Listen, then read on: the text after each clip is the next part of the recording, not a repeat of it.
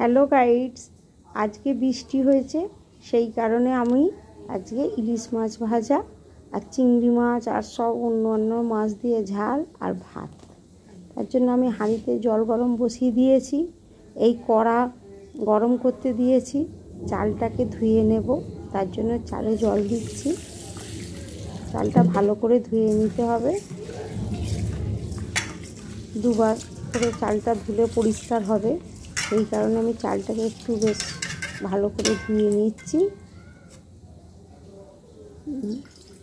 নিয়ে এবার হাঁড়িতে তুলে দেব।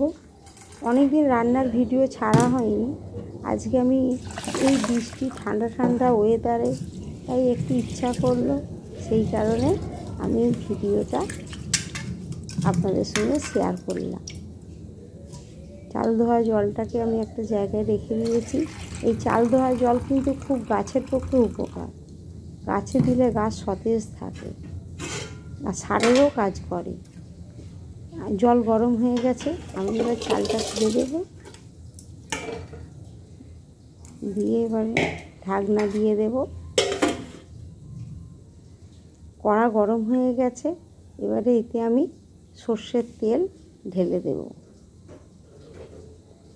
2 স্পুনের মতো সর্ষের তেল দেবো। ইলিশ মাছ তো, একটু ইলিশ মাছের তেল দিয়ে ভাত খুব ভালো লাগে, সেই কারণে একটু বেশি পরিমাণে তেল দেবো। এই সময় সাধারণত ইলিশ মাছ পাওয়া যায় না, প্রকৃতপক্ষে বর্ষারই ইলিশ, কিন্তু কীরকম কী টেস্ট হবে বুঝতে পারছি না।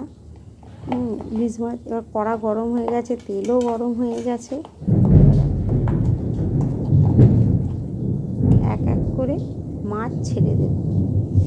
মাছগুলোকে ভালো করে হলুদ মাখিয়ে নেব। নুন মাখিয়ে রেখে দিয়েছিলাম কাটার পর, এবার ভালো করে হলুদ মাখিয়ে দেব।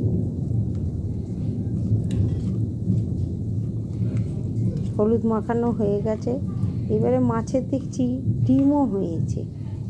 দুটুকু ছোটো মাছ যদিও, তবু পেটে দেখছি ডিমও হয়েছে।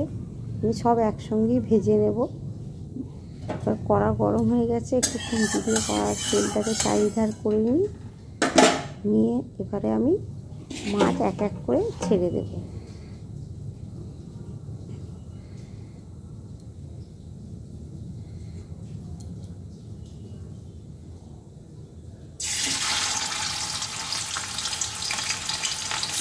সব মাছ ডিম একসঙ্গেই ভেজে নেব, আর আলাদা আলাদা করে ভাজবো না, যেহেতু ছোটো মাছ তো সেই কারণে।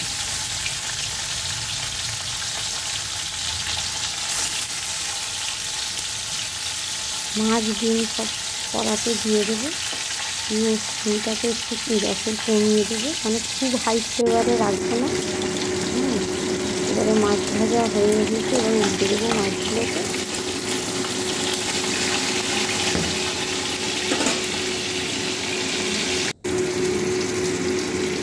এরকম একটু পেঁয়াজ দিয়ে দেবো, 4 পেঁয়াজ দিয়ে দিলাম। 1 চামচের মতো হলুদ দিয়ে দেবো।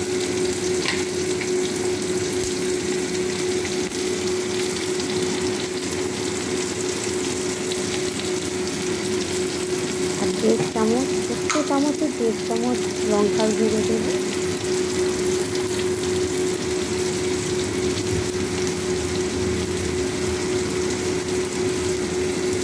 আর ওই ছোটো চামচে 2 চামচের মতো নুন দেবো।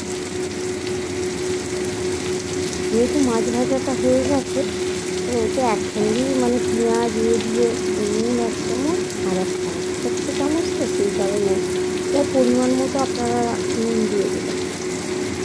দিয়ে একটু নেড়ে নিয়ে এবার একটু আস্তে আস্তে নাড়তে হবে, যাতে মাছগুলো না ভেঙে যায়। এবার আমি জল দিয়ে দেবো, দিয়ে চাপা দিই।